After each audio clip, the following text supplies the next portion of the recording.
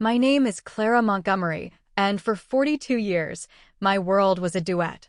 It was a life composed with my husband, Walter, a quiet melody of shared mornings, comfortable silences, and the gentle rhythm of growing old together in our home in the leafy suburbs of Northwood. Now, at 68, the music has stopped. The silence Walter left behind is a tangible presence, a void that swallows sound and warmth. It has been 3 weeks since we laid him to rest beneath the old oak tree in St. Mary's Cemetery. 3 weeks of navigating a world that feels tilted on its axis, a landscape I no longer recognize. Grief is a fog, and I have been moving through it slowly, cautiously, trying to find my bearings. Tonight, the fog feels particularly thick. Leo, my son, and his wife, Sophia, are here for dinner. It is the first time since the funeral. I'd hoped their presence might bring a flicker of comfort, a reminder that I am not entirely alone. But the cavernous dining room, a space that once echoed with laughter during boisterous family holidays, feels cold and sterile. The mahogany table, a wedding gift from my parents, seems to stretch for miles between us. Walter's chair at the head of the table is a stark, painful emptiness. I'd considered moving it, but that felt like another betrayal, another erasure of the life we built within these walls. The roast is lovely, Clara, Sophia says, her voice as crisp and devoid of warmth as the chilled white wine in her glass. She has never called me Mom. In the 15 years she has been married to my son, she has maintained a polite, impenetrable distance. Thank you, dear. It was Walter's favorite recipe, I reply, my voice small in the vast quiet.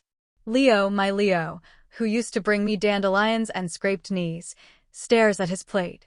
At 41, he is a man I barely recognize, his shoulders perpetually slumped, his gaze always slightly averted, as if avoiding a difficult conversation. He has his father's kind eyes, but they are clouded with a weariness that seems too old for him. I try to fill the silence. The garden is coming along beautifully. The roses Walter planted last spring are finally blooming. You should see them. Sophia sets her fork down with a delicate, deliberate click that sounds like a gavel. Actually, Clara, that's something we need to talk about. A familiar knot of anxiety tightens in my stomach. I have come to recognize this tone. It's the one she uses before announcing a change of holiday plans or explaining why they can't make it for Sunday dinner. It's the tone of a decision already made, one in which I have had no part. I look from her perfectly composed face to my son's downcast one. What is it? Leo and I have been discussing the future, she begins, her posture straightening as if she's about to deliver a corporate presentation. Now that Walter is gone, this house is simply too much for you. The upkeep, the stairs, the property taxes. It's an enormous burden for a woman your age alone. The words, cloaked in false concern, land like tiny, sharp stones. Too much? Sophia, I've managed this house for over 4 decades. I know every creak in the floorboards, every temperamental pipe. My voice trembles slightly. This is my home. But it's so empty, she continues, waving a dismissive hand. You'd be so much happier somewhere more practical. We've been looking into some wonderful senior living communities. They have activities, social events, people your own age. I turn to my son, my heart pleading with him to intervene, to defend the home where he took his first steps, where his father taught him to ride a bike. Leo, you want me to sell our home? He finally looks up, but his eyes don't quite meet mine. Mom, Sophia has a point. It's a big responsibility. And, honestly, we could use the help. The last words are a mumble, barely audible. Sophia's mask of solicitude slips, revealing the cold ambition beneath. What Leo means is, we're thinking of our own future. We want to start a family soon, and this house would be perfect for us. The good schools, the big yard. The implication hangs in the air, thick and suffocating. They don't just want me out. They want my life. They want to step into the space Walter and I so lovingly created and paint over our memories with their own. My breath catches in my throat.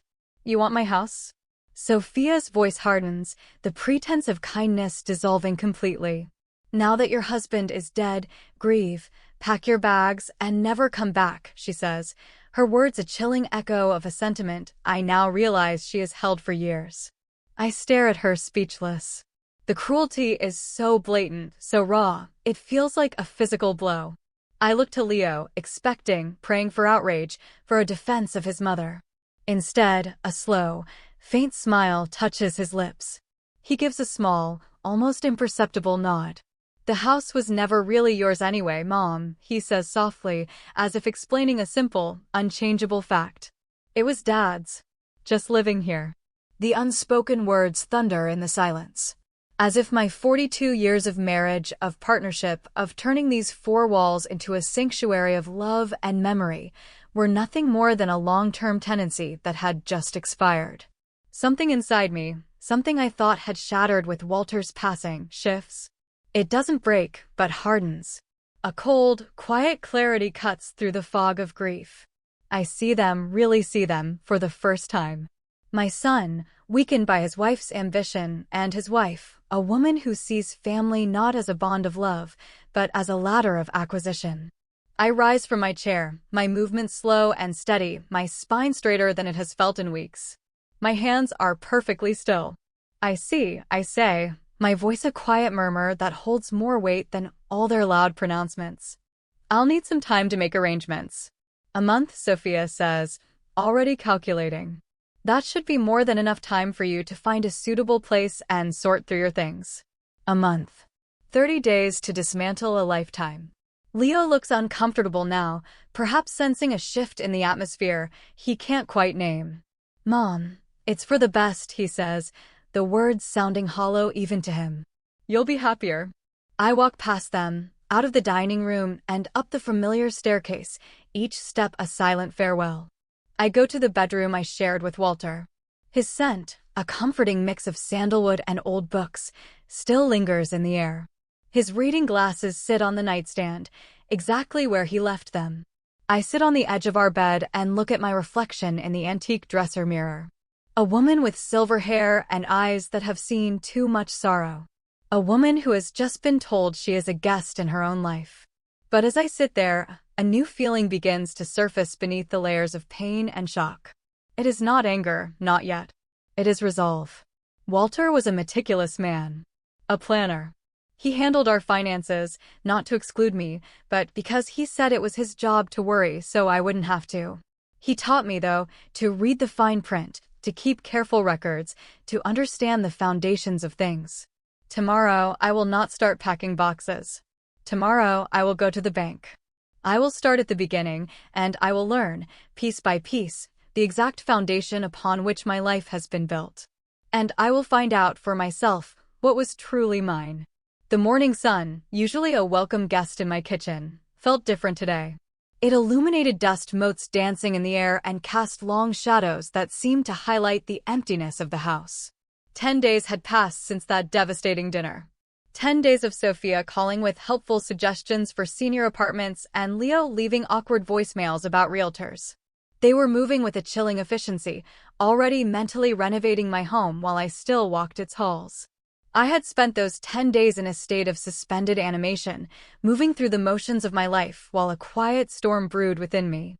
I sorted through Walter's clothes, not to pack them away, but to feel the fabric he wore, to breathe in his lingering scent. It was an act of remembering, of holding on, before I could even think of letting go. This morning, however, was different. The resolve I'd felt that night had solidified. I dressed with care, choosing a tailored blazer Walter had always liked. It felt like armor. The drive to Sterling Financial, our bank for over 30 years, was a journey through a gallery of memories.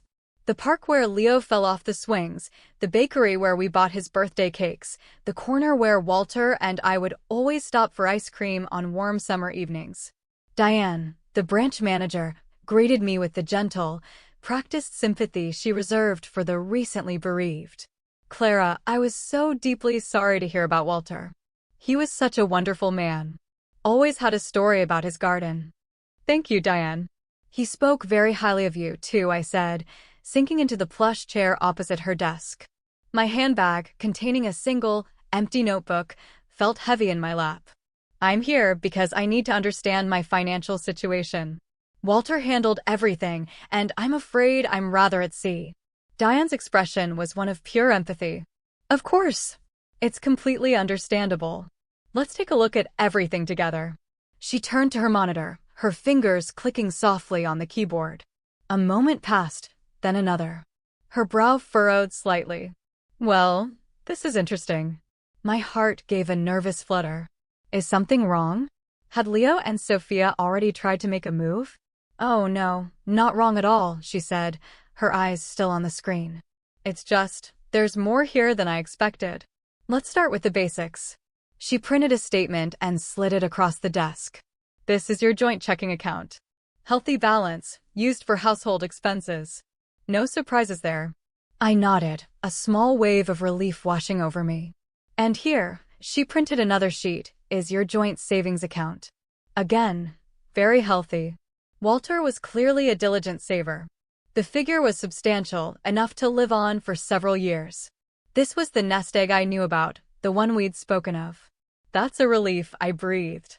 Yes, he was very prudent, Diane agreed, but she was still looking at her screen with that same puzzled expression. Clara, I'm seeing several other accounts that I need to verify with you. Accounts that appear to be in your name only. My name only? I echoed, confused. That can't be right. We did everything together. Diane's fingers tapped again. According to our records, there are 3 additional investment accounts. 2 long-term certificates of deposit and a significant money market fund. All established over the past 10 years. And a trust. My mind struggled to catch up. A trust? Walter never mentioned a trust. Diane leaned forward, her voice softening. Clara, may I ask a delicate question? Did Walter ever express any concerns about family dynamics? Sometimes, a spouse will set up separate, protected assets to ensure their partner's future financial security is untouchable. Her carefully chosen words hung in the air. I thought of Walter's quiet sighs after phone calls with Leo. I thought of the way his jaw would tighten when Sophia would talk about her friends' lavish vacations or home renovations. I remembered him saying more than once, we need to make sure you're always taken care of, Clara. No matter what. I had assumed he was talking about his own mortality. Now, a different, more painful interpretation began to dawn. Can you show me? My voice was a whisper. Diane printed several more statements and laid them out before me like a tarot reading of my hidden life. The CDs were worth a small fortune. The money market account, I now saw, had been receiving small, automatic monthly transfers from our joint account for years. $50 here, $100 there. Small, unnoticeable amounts that, over a decade, had grown into a formidable sum. How? I whispered, staring at the numbers. I never signed anything. Actually, you did, Diane said gently, pulling a file from a drawer. Your signature is on all the original paperwork. It appears Walter would bring you in to sign what he likely presented as routine updates or renewals. Here, look at the dates. I saw my own flowing signature on documents from 2012, 2015, 2018. I vaguely remembered those visits, updating our address, rolling over a CD I thought was in both our names, signing what I believed were new privacy agreements. He had been building a financial fortress around me, and I had been handing him the bricks, completely unaware. He never told me, I murmured, a mix of awe and a strange, quiet grief for the secrets he felt he had to keep. It's not as uncommon as you might think, Diane said softly. And legally, everything is impeccable. These funds are yours, and yours alone. I felt a dizzying sense of vertigo. While Leo and Sophia were picking out paint colors for my living room, I possessed resources they couldn't possibly imagine. There's one last thing, Diane said, her tone growing even more cautious. The trust account. It's called the Sterling Homes Legacy Trust. And for the past 7 years, it's been receiving regular, substantial deposits from a business account. Sterling Homes was Walter's construction company, I said. But he sold it when he retired. Leo told me the sale barely covered the company's debts. Diane consulted her screen one last time. According to our records, the Sterling Homes business account is very much active. And the deposits into your trust are significant. Clara, I think you need to speak with Walter's business accountant. Mrs. Finch at Finch and Associates. I believe there is a much larger picture here that you're not seeing. I left the bank clutching a thick folder of statements, my mind a whirlwind. I drove not home, but to a small cafe overlooking a duck pond, a place Walter and I used to frequent. I spread the papers across the small table and read them again and again. Walter hadn't just been saving money. He had been orchestrating my independence. Every transfer, every separate account, every signature I'd unwittingly provided was a deliberate act of protection. My phone buzzed. A text from Sophia. Clara, the realtor can come by Friday to take photos. Please make sure the house is tidy. First impressions are everything. I stared at the message, then back at the bank statements. They were operating in a world of assumptions, of perceived weakness. They had no idea that their entire plan was built on a foundation of sand, while my own was built, secretly and meticulously, on solid rock. Tomorrow, I would call Mrs. Finch. I would learn about the rest of the fortress Walter had built for me. The grief for my husband was still a raw, open wound, but now it was mingled with a profound, aching gratitude. He had loved me enough to prepare me for a battle I never knew I would have to fight. The office of Finch and Associates was tucked away in a quiet, professional building downtown, the kind of place with polished brass fixtures and the hushed scent of old paper and ambition. I had never been here. Walter always referred to his meetings with Mrs. Finch as boring tax stuff that would only put me to sleep. I now understood he was shielding me from far more than boredom. Martha Finch was a woman who seemed carved from granite and grace. She was around my age, with intelligent, discerning eyes and a handshake that was firm and reassuring. She had been Walter's accountant for 20 years. Mrs. Montgomery, she said, her voice warm but businesslike as she led me to her office. My deepest condolences. Walter was a pillar of integrity. I always told him he was the most honest builder in Northwood. Thank you, Martha. He considered you a trusted friend, I replied, taking the seat she offered. The folder from the bank felt like a talisman in my lap. I'm here because I'm trying to piece together my financial situation. The bank told me there might be ongoing income from Sterling Homes, but I was under the impression Walter had sold the company. Martha Finch's carefully neutral expression shifted to one of genuine surprise. Sold it? Clara, Walter didn't sell Sterling Homes. He restructured it. She turned to her computer, her fingers moving with practiced efficiency. 7 years ago, Walter transferred full ownership of the company into a private trust. The Sterling Homes Legacy Trust. She paused and met my gaze. You are the sole trustee and beneficiary. The room seemed to shrink. The air grew thin. I own the company. The trust owns the company, and you own the trust, she clarified gently.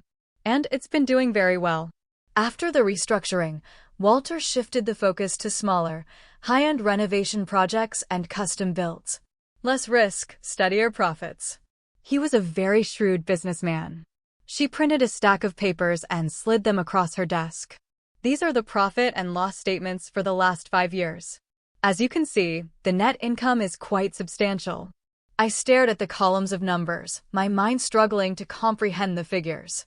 The annual profits were more than I had earned in a decade as a part-time librarian before I retired. This explained the large, regular deposits into the trust account at the bank. But Walter was retired, I said, my voice faint. He was always home in his garden. He stepped back from the day-to-day, yes, Martha Finch confirmed. He handed the operational management over to his longtime foreman, Sam Rossi. I'm sure you know Sam. I nodded. Sam was a good man, loyal and hardworking, who had started with Walter as a teenager. He'd been at the funeral, his face etched with genuine sorrow. Walter put Sam on a generous salary plus a percentage of the profits, Martha Finch continued. It was a brilliant move.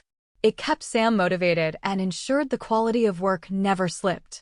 Walter retained strategic oversight, approving major contracts and managing the finances, but Sam ran the cruise. Why? The question was barely a whisper. Why wouldn't he tell me? Martha Finch hesitated, her professional demeanor softening with personal concern. Clara, this is perhaps not my place, but Walter was worried. He spoke often of Leo's financial struggles, of Sophia's expectations. He was concerned that if the extent of the company's success was known, it would be seen as a resource to be tapped, potentially draining the security he was trying to build for you.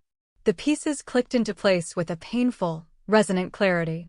Every time Leo had come to his father with a new investment opportunity that needed funding, every time Sophia had made a casual remark about how they were struggling to save for a down payment, Walter had been performing a delicate balancing act, helping his son while safeguarding my future. He was protecting me, I said, the realization settling deep in my bones. He was protecting you both, Martha Finch corrected gently. He did help Leo. Substantially. But he did it through the business, documenting everything meticulously. She pulled another thick file from a cabinet. These are copies of the loan agreements between Sterling Homes and Leo Montgomery. With trembling hands, I opened the folder. Page after page of formal loan documents, signed by both Walter and Leo, detailed sums of money advanced for various failed startups and ill-advised ventures. The amounts were staggering. Has Leo made any payments on these loans? I asked, already knowing the answer. Martha Finch's expression grew somber. The payment schedules have not been followed. The loans are in significant arrears. As of this month, the total outstanding principal and accumulated interest is just over $120,000. 120,000. Why? Why? Asterisk operator. Why? Asterisk operator. 120,000. Meisenauad the family business. Asterisk operator my asterisk operator business. 120,000. All while telling me his father had left nothing but debt. The duplicity was breathtaking. What happens to this debt now? I asked. It is an asset of the trust, Martha Finch stated. As the trustee, you have the legal authority to call in the debt, restructure the terms, or forgive it, as you see fit. I thought of Leo and Sophia, so sure of their inheritance, so dismissive of me. There is one more thing, Martha Finch said, her voice dropping lower. Leo contacted me last week. He informed me that with Walter's passing, he would be assuming control of the family's business interests. He asked me to begin preparing the paperwork to transfer operational authority to him. And what did you tell him? I told him that I could only take instructions from the legal trustee and that he would need to provide me with a formal, written directive from you. She gave a small, wry smile. He seemed to be under the impression that you were not a party to the business structure. So, the plan was to seize the house and the business, leaving me with a room in a nice senior community and a pittance for my troubles. The cold fury that had been simmering within me began to burn brighter. Martha, I need your advice, I said, my voice gaining strength. If I wish to keep the current business structure in place, with Sam Rossi continuing to manage operations, is that possible? Absolutely, she said, looking relieved. Sam has been calling me, worried about the future of the company and his crew. He's intensely loyal to Walter's legacy. He would be thrilled to continue under your ownership. I gathered the papers, my mind racing. The business was mine. The house, for now, was mine. The massive debt Leo had accrued was a legal reality he knew nothing about. Please schedule a meeting with Sam for me as soon as possible, I said. And I want to understand all my legal options regarding these outstanding loans. Of course. I'll call him this afternoon. And Martha, I added, meeting her gaze. For now, this conversation remains between us. Client confidentiality is paramount, Clara. Walter taught me that. As I drove away from her office, my phone buzzed with a text from Leo. Mom, the realtor loved the house. She thinks we can get it on the market by the end of the month. Hope your packing is going well. I put the phone back in my purse without replying. Let them have their plans. Let them build their castles in the air.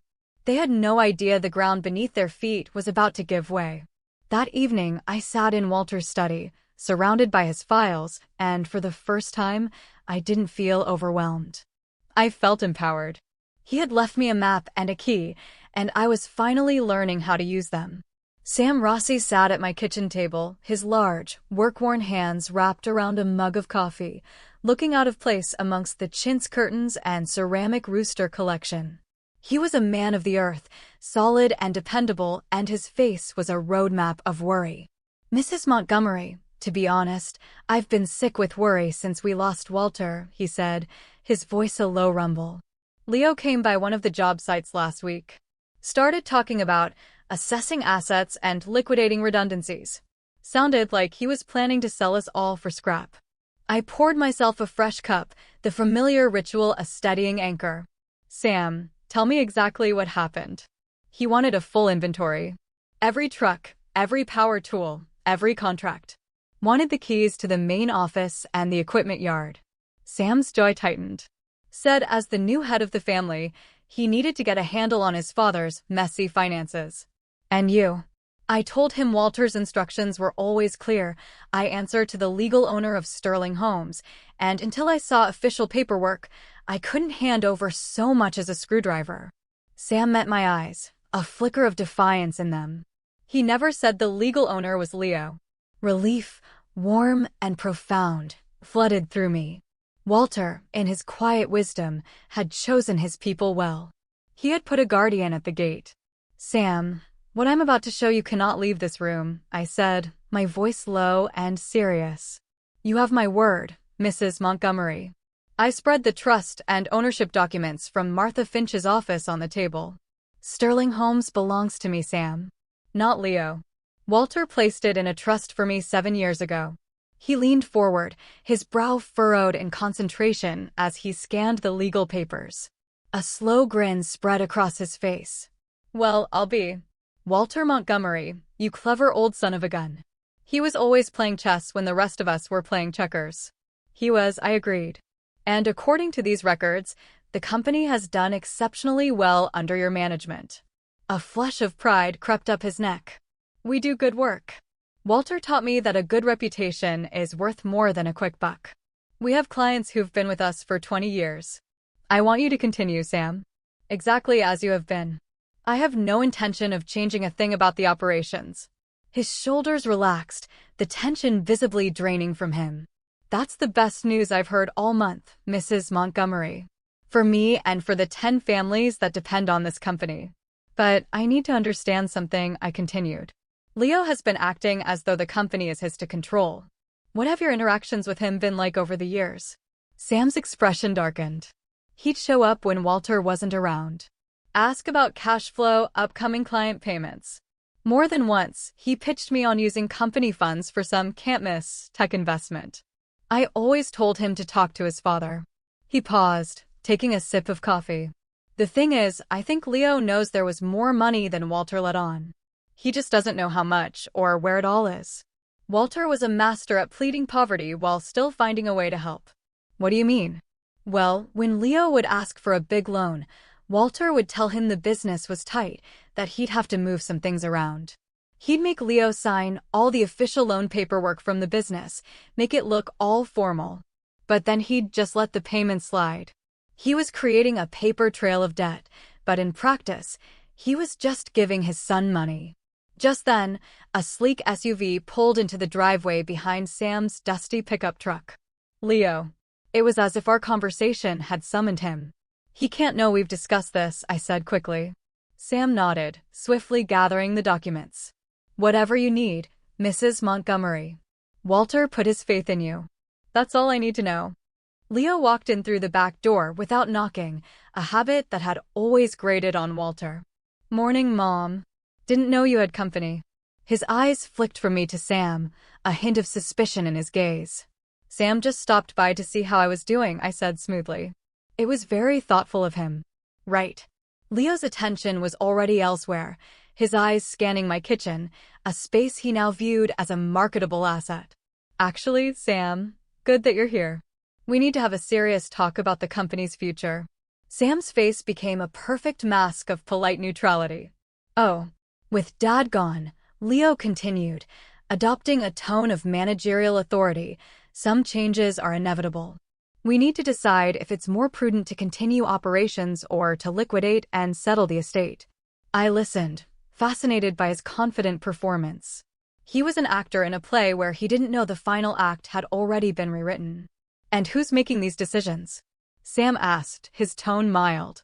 Leo blinked, not expecting the question. The family. I'm handling my father's affairs. I see, Sam said. So you'll be the one I'm taking direction from now? Mom, maybe you should get Sam another coffee, Leo said, dismissing me with a casual wave of his hand, a gesture I'd endured for 15 years. We have some business to discuss. But I didn't move. I stood my ground. I think I'll stay. This is my house, and Sam is my guest. Leo looked surprised, but shrugged it off. Fine. Sam, I'll need a full accounting of all assets, contracts, and cash on hand by the end of the week. And I'll need the login information for the business bank accounts. I'd be happy to prepare that information, Sam replied evenly. Who should I list as the authorizing party for the bank access? Me, obviously. And you have the legal authority to access the Sterling Homes accounts? Sam pressed, his voice still perfectly calm. Leo's confidence began to fray at the edges. I'm Walter Montgomery's son. I understand that, Leo. But Walter was a stickler for paperwork. Do you have the legal documentation that names you as the new principal of the company? The kitchen was silent save for the hum of the refrigerator. Leo's face was flushing a deep red. Look, I don't know what game you're playing, but I'm just trying to sort out my father's legacy and make sure everyone is taken care of. And I'm just trying to follow the procedures Walter put in place, Sam said, his gaze unwavering. Leo turned to me, his frustration boiling over, expecting me to smooth things over as I always had. Mom, for God's sake, tell him I'm in charge now. I looked at my son. This man who was planning to evict me, who was drowning in debt he refused to acknowledge, who was trying to seize a legacy he had not earned. And I made a choice. Actually, Leo, I said, my voice quiet but clear as a bell. I think Sam is right to ask for the proper documentation. Your father was always very, very careful about things being done correctly. Leo stared at me, his mouth slightly agape, as if I had suddenly started speaking a foreign language. In that moment, watching the foundation of his certainty begin to crack, I felt a tremor of something I hadn't felt in a very long time. It was the feeling of my own strength returning. The call came 2 days later, early in the morning. Mom, we need to talk. Now. Leo's voice was strained, a thin wire of panic and fury. Sophia and I are on our way over. He hung up before I could reply. I took my time getting ready. I chose a simple but elegant linen dress, the color of a summer sky. I made a pot of fresh coffee and arranged a plate of biscuits on the coffee table in the living room. I would face the storm not as a victim in her own home, but as its mistress. They swept in looking like a thundercloud, Sophia in a severe black suit and Leo with a face like a clenched fist. They remained standing, a united front of indignation. What is this, Mom? Leo began, forgoing any greeting. What did you say to Sam Rossi? He's refusing to cooperate, talking about needing authorization from the legal trustee. I took a sip of my coffee, letting the silence stretch. I gestured to the folder resting on the table. I told him to follow the law, Leo. Something your father valued immensely. The law. Sophia's voice was sharp. Leo is the heir. What more law does anyone need? The law of legal ownership, I said calmly. Which is a bit more complex than you seem to believe. I opened the folder. Your father's will is quite clear. His personal effects and his share of this house are part of his estate, which you, Leo, are the executor of. However, Sterling Homes is not part of his personal estate. It hasn't been for 7 years. I slid the trust documents across the table. Walter transferred the company into the Sterling Homes Legacy Trust. As of the day he signed this, I became the sole beneficiary and trustee. The silence that followed was heavy and absolute. Sophia snatched the papers, her perfectly manicured nails digging into the crisp pages. Leo read over her shoulder, his face draining of all color. This is impossible, Sophia whispered, her voice cracking. You don't know the first thing about a balance sheet. You're right, I didn't, I admit it. Walter handled it all. But it seems he understood things about our family that I was too sentimental to see.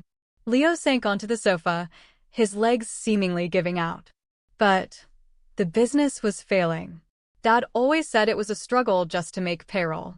The business has been very profitable, I countered, handing him the financial statements. Here are the last 5 years of records. Watching his face as he absorbed the numbers, the steady revenue, the healthy profits, was like watching a man realize the map he's been following leads off a cliff. "This money," he stammered. "Where did it all go?" "A great deal of it went to you, Leo. I placed the file of loan agreements on top of the financial reports. $120,000 to be exact. All carefully documented as loans from the company." "My company." Sophia's head snapped up, her eyes blazing. "Loans? Leo, you told me that was inheritance money your father gave you early." "They were gifts," Leo insisted, but his voice was weak, his argument crumbling. "Dad never once asked me for a payment. He spared you the embarrassment of collection calls," I said. "But he did not spare you the legal obligation. Martha Finch has a record of every single one." The reality of their situation began to dawn on them, a slow, sickening sunrise of consequence. They had built their future on a fantasy of inheritance, taking on debt and making plans based on assets that were never theirs. "This doesn't change the house," Sophia said suddenly, her voice desperate. "The house is still ours. It's worth a fortune." "Is it?" I asked softly. "Don't play games, Clara. We had it appraised." "It's worth nearly $800,000. It's a beautiful property," I agreed. "Which is why Walter was able to secure such a substantial home equity line of credit against it 2 years ago." I pulled out the final document, the one I had found tucked away in Walter's desk drawer, in a file marked simply contingency. "He took out a loan for $600,000, I explained, my voice even.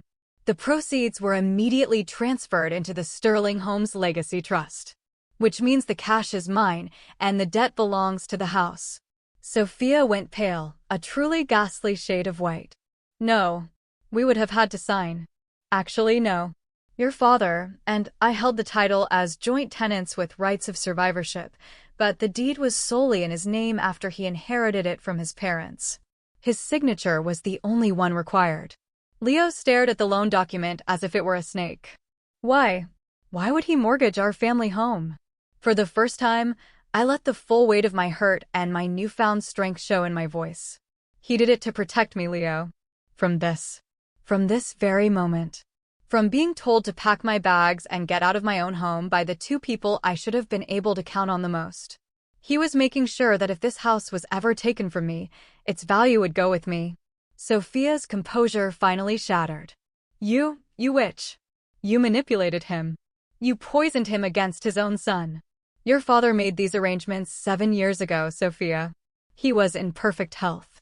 He wasn't dying, he was planning. The fact that his plans were so necessary is an indictment of you, not a testament to my manipulation." Leo looked up at me, his eyes filled with a helpless confusion. "Mom, we can work this out. You don't want to be saddled with a construction company and a huge mortgage. The mortgage payments," I said, "will be easily covered by the profits from Sterling Homes. Martha and I have already run the numbers. As for this house, it is a family home. And it is staying with the family. It is staying with me." I stood up, smoothing the front of my dress. "Now, I believe you were giving me 1 month to move out. I find I no longer require it. But I do think a move would be beneficial for you. A fresh start somewhere you can afford." Leo just stared at me, as if he were seeing a stranger. "Mom, you can't be serious." "Your father loved me enough to ensure I would never be at anyone's mercy," I said, my voice quiet but unshakable. "Not even my own son's. And today, I am more grateful for that love than you can ever imagine." Sophia was already at the door, her face a mask of fury. "This isn't over. We'll get a lawyer. We'll fight you on every single one of these documents." "You are welcome to try," I said. But Walter, with Martha's help, built a fortress. Every document is legal, notarized, and ironclad. A legal battle will only cost you money you don't have and expose a debt you have tried to hide. Leo paused at the door, his bluster gone, replaced by a raw, bewildered hurt. "I don't understand, Mom. Why are you doing this to us?" "I'm not doing anything to you, Leo," I replied, looking directly at him. "I am finally doing something for myself."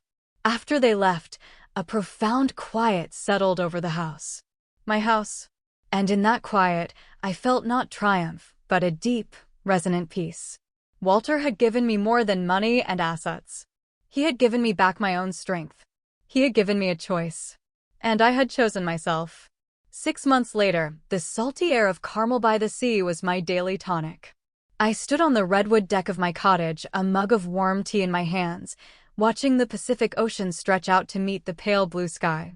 The cottage was small, perfect, and blessedly mine.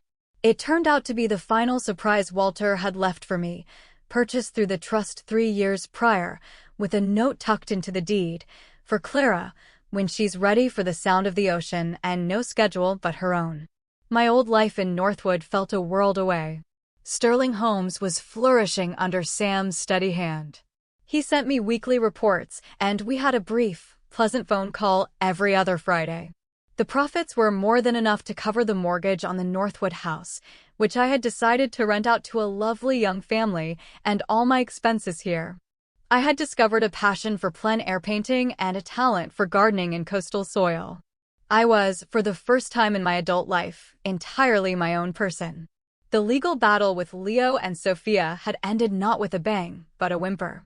Their lawyer, after reviewing the mountain of meticulous documentation Martha Finch provided, had advised them to settle. The final agreement was on my desk, waiting for my signature. It formalized Leo's $120,000 debt to the trust, establishing a strict, 10-year repayment plan. Any default would result in immediate wage garnishment. It was fair, firm, and final. My own lawyer, a sharp and empathetic woman named Ms. Chin, was due any minute to witness my signature. As I waited, I noticed a loan envelope tucked beside the legal documents. It was addressed to me in Leo's handwriting. My fingers hesitated before opening it. "Mom," the note began. "I know this doesn't fix anything. I know sorry isn't enough. Losing the house, facing this debt, it forced me to see what I had become. What Sophia and I had become. We were so focused on what we thought we were owed that we forgot how to be grateful for what we had. We're in counseling now. I'm working a second job. It's hard, but it's honest. For the first time in a long time, I feel like I'm building something real, instead of just waiting for a handout. I don't expect you to forgive me. Maybe you never will. But I hope one day, you'll believe that I am truly sorry for the pain I caused you. I miss my dad. And I miss the mom I took for granted. Leo." I folded the letter and placed it on the table as Ms. Chen's car pulled into the driveway. I felt a pang of sorrow, not for the son I had lost, but for the man he was struggling so hard to become. The apology was a seed, planted in the barren ground of his own making. Whether it would grow was up to him. "Ready to close this chapter, Clara?" Ms. Chen asked, her smile warm as she entered. "More than ready," I said, and with a steady hand, I signed the settlement. It wasn't an act of revenge, it was an act of closure. I was releasing myself from the drama, from the expectation, from the hurt. Later that week, I received a phone call from Martha Finch. "Clara, I have a strange request for you," she said. "A local women's foundation is hosting a seminar on financial literacy for women in their later years. They focus on women who are widowed or divorced, who suddenly find themselves navigating finances for the first time. They are looking for a keynote speaker, someone who can share a personal story." "Your story." I was taken aback. "Me? Martha, I'm not a public speaker. What would I even say?" "You would tell the truth," she said simply. "You would tell them about the importance of understanding what you have. You would tell them that love and trust are beautiful, but that self-reliance is a gift you give yourself. Your story isn't about family betrayal, Clara. It's about personal empowerment. You could help so many women." I looked out at the vast, endless ocean. 6 months ago, I was a grieving widow about to be cast aside. Today, I was the owner of a successful business, a landlord, a homeowner in 2 states, and a fledgling artist. I had found my voice in the quiet of my own life. Maybe it was time to share it. "When do they need me?" I asked.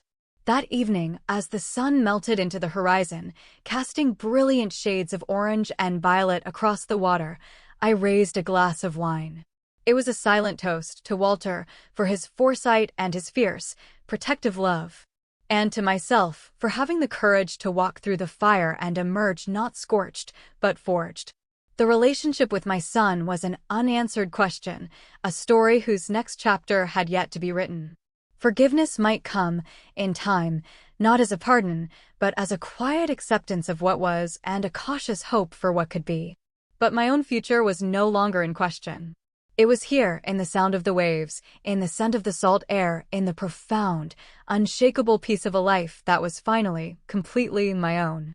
It was the understanding that my home was not a place of brick and mortar, but a space I had built within myself, where I was always welcome, and where no one could ever evict me again.